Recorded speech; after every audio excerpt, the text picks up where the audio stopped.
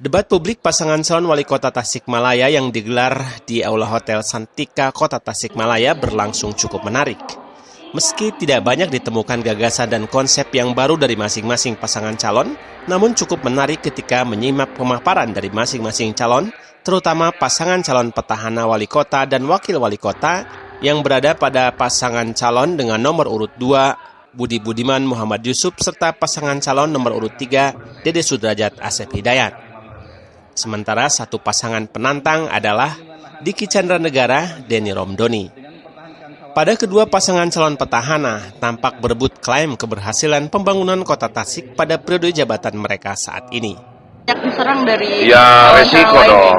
Kalau juara bertahan pasti dirojok, biasa. Kita menyadari kok. Ya, kalau yang namanya petahana incumbent pasti diserang, itu hal yang wajar. Karena kita sudah punya kerja, kita punya gawe, pasti kan diserang.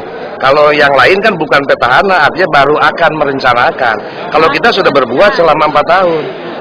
Sementara itu, calon wali kota nomor urut 1 Diki Chandranegara sempat meluruskan pada sesi tanggapan bahwa apa yang dilontarkan pihaknya kepada pasangan nomor urut 2 dan 3 adalah rencana dan program dalam 5 tahun ke depan, bukan berbicara apa yang sudah dilakukan ke belakang.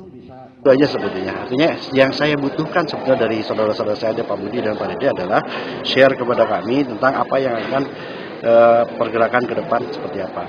Karena ini yang paling utama.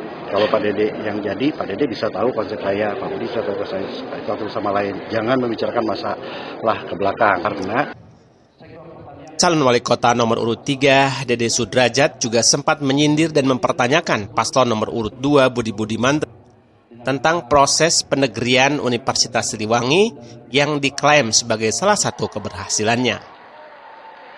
Sebagai pejabat wakil wali kota, Dede juga merasa ikut andil dalam proses tersebut. Artinya diklaim oleh Pak Budi. Tapi kan pernyataan Pak Budi tersampaikan barusan. Ketika tadi segmen ke-5, Pak Dokter bertanya, padahal itu insinuasi kan, terpancing. Makanya dia menerima bahwa pembangunan itu bukan atas dasar hasil seorang, tetapi atas dasar hasil bersama.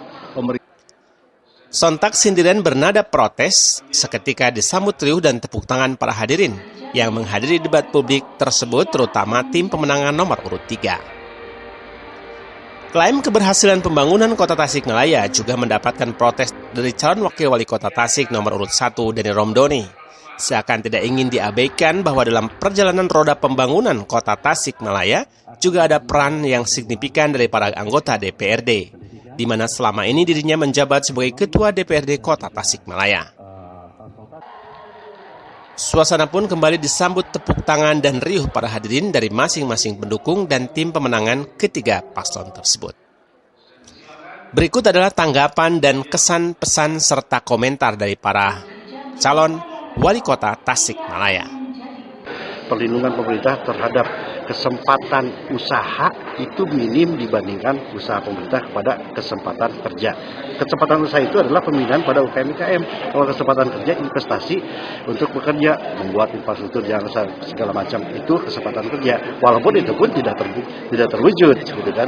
Yang akhirnya banyak pekerja-pekerja yang justru alih profesi dari pertanian dan industri kreatif menjadi petani. Yang saya khawatirkan nanti setelah para petani ini alih profesi jadi kuli bangunan, bangunan sudah ada, terus mereka jadi pengangguran. Diserang dari resiko dong. Kalau juara bertahan pasti dirojok, biasa. Kita menyadari kok, ya. Kalau yang namanya petahana incumbent pasti diserang, itu hal yang wajar. Karena kita sudah punya kerja, kita punya gawe, pasti kan diserang. Kalau yang lain kan bukan petahana, artinya baru akan merencanakan. Kalau kita sudah berbuat selama 4 tahun, wajar yang 4 tahun itu dikoreksi. Biasanya begitu, yang sering muncul biasanya yang negatifnya yang muncul gitu kan, tapi nggak jadi masalah.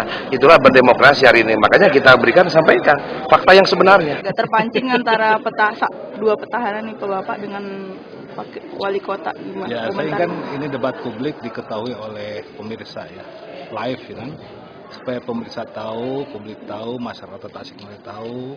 Karena saya mendengar bahwa pembangunan fisik yang selama ini dilakukan adalah diklaim oleh seorang pemerintahan eksekutif, ada wali, ada wakil, legislatif, ada dewan, bahkan yudikatif, seperti itu.